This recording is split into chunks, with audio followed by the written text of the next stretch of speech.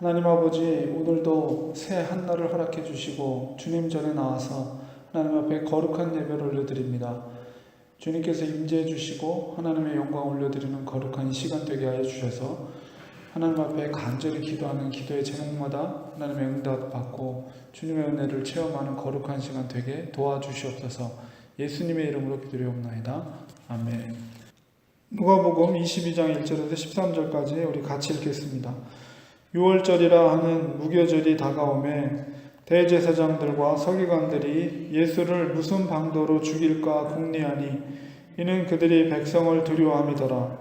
12 중에 하나인 가롯신이라 부르는 유다에게 사탄이 들어가니 이에 유다가 대제사장들과 성전 경비대장들에게 가서 예수를 넘겨줄 방도를 의논하며 그들이 기뻐하여 돈을 주기로 언약하는지라. 유다가 허락하고 예수를 무리가 없을 때에 넘겨줄 기회를 찾더라. 6월절 양을 잡을 무교절 날이 이른지라. 예수께서 베드로와 요한을 보내시며 이르시되 가서 우리를 위하여 6월절을 준비하여 우리로 먹게 하라. 여짜오되 어디서 준비하기를 원하시나이까? 이르시되 보라, 너희가 성내로 들어가면 물 한 동이를 가지고 가는 사람을 만나리니 그가 들어가는 집으로 따라 들어가서 그 집 주인에게 이르되 선생님이 내게 하는 말씀이 내가 내 주 제자들과 함께 6월절을 먹을 객실이 어디 있느냐 하시더라 하라. 그리하면 그가 자리를 마련한 큰 다락방을 보이리니 거기서 준비하라 하시니 그들이 나가 그 하신 말씀대로 만나 6월절을 준비하니라. 아멘. 이스라엘의 절기는 세 가지 절기가 있습니다. 6월절과 또 7.7절, 맥주감사절이죠. 네, 마지막은 수장절 혹은 장막절이라고 합니다.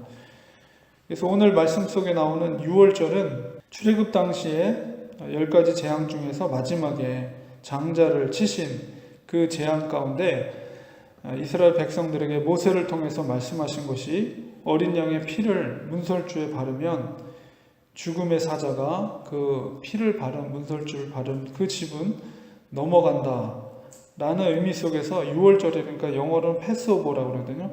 6월절이라는 것은 넘어간다는 것이죠. 그래서 사실 예수님의 죽으심과 6월절은 굉장히 밀접한 관계를 가지고 있습니다. 첫째, 장자가 되는 모든 생명은 하나님의 것임에도 불구하고 어린 양의 피를 바른 그 집들, 그 문설주에 피를 바른 그 집들은 그 생명을, 장자의 생명을 걷어가지 않으셨습니다. 그래서 어린 양이 죽어짐으로 인해서 그 생명을 대신하신 것이죠. 그런 것처럼 예수님의 죽어짐의 사건과 매우 밀접한 관계를 갖고 있는 절기가 바로 6월절이다. 그리고 이제 6월절로부터, 보통 6월절은 유대력으로 1월 14일 저녁이거든요. 근데 뭐 양력으로 치면 4월 달 정도 됩니다.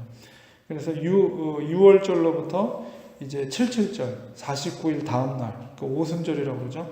그때 이제 성령 강림 사건이 있었죠. 그래서 6월절로부터 이제 49일 지난 하루 이제 그 맥추절입니다. 그래서 그 7.7절에 성령 강림의 사건, 오순절이 이제 이루어지게 되는 거죠. 그래서 6월절 절기를 맞으면서 예수님께서 제자들에게 그 6월절 절기를 이제 준비할 수 있는 것들을 알려주십니다. 그 전에 바로 가롯 유다는 바로 자기 스승이었던 예수님을 잡아서 팔아서 넘길 계획을 하는 부분이 나와 있습니다. 그래서 예수님과 가롯 유다가 대조를 이루면서 가롯 유다는 사탄의 도구가 되었지만 예수님은 하나님의 도구가 되었다. 하나님의 희생 제물의 도구가 된 것이죠. 6월절을 준비하는 과정을 보면 예수님께서 베드로와 요한에게 이르시기를 그 어디서 사람을 만날지, 접속 장소와 그리고 만날 사람이 누구인지, 그래서 성내로 들어가면 물 한 동이를 가지고 하는 사람이 사람을 만나리라. 정확하게 누구를 만나야 될지, 그리고 해야 할 일이 무엇인지, 그리고 결과적으로 어떤 일이 일어날지에 대해서 예수님께서는 명확하게 얘기를 하시죠.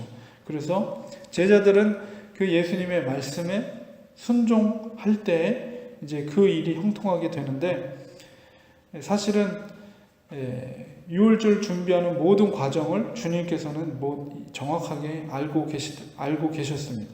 모든 것을 이미 알고 계시는 예수님, 예수님이기 때문에, 하나님의 아들이었기 때문에 그것을 모두 알고 있었죠. 어떻게 정확하게 시간과 장소와 또 만날 사람이 누구인지, 그리고 그에게 무엇을 요구해야 될지에 대해서 이렇게 가르쳐 줄 수 있는 것은 예수님께서 하나님의 아들로서 모든 것을 알고 계시기 때문에 그것이 가능한 것입니다.